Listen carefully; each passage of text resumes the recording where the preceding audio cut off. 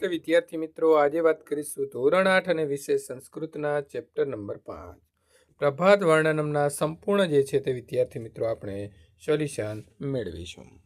પ્રભાત વર્ણનમ સ્વાધ્યાય પ્રશ્ન નંબર 1. નીચેના શબ્દનું મોટેથી ઉચ્ચારણ કરો. ચંદ્ર પ્રકાશ, વૃદ્ધમ, લતિકા વૃદ્ધમ, નિંદ્રા, તંદ્રા, ભગ્ના, લગ્ના, ઉલ્લાસ, હાસ, જનસંચાર, જંકાર. નીચે આપેલા વિકલ્પમાંથી સાચો વિકલ્પ શોધી પ્રશ્નોના જવાબ લખો. સૂર્યોદય કદા ભવતી?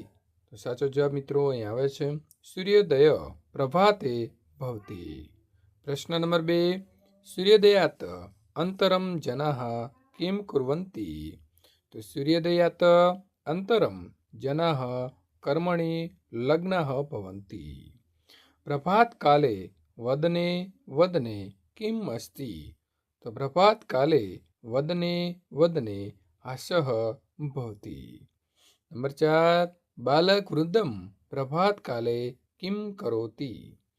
તો બાલક વૃદ્ધમ પ્રભાત કાલે ખેલતી.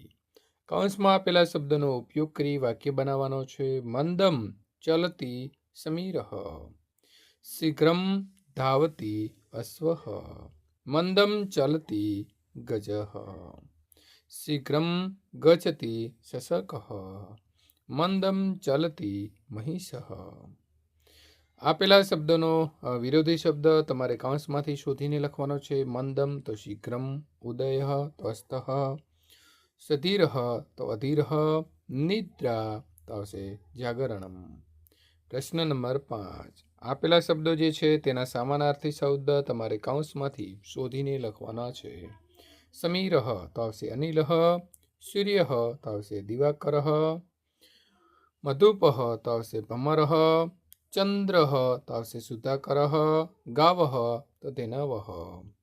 નીચેની જે કાવ્ય પંક્તિઓ આપી છે તેને સુવાચ્ય અક્ષરે તમારે ફરીથી સુંદર અક્ષરે લખવાનું છે.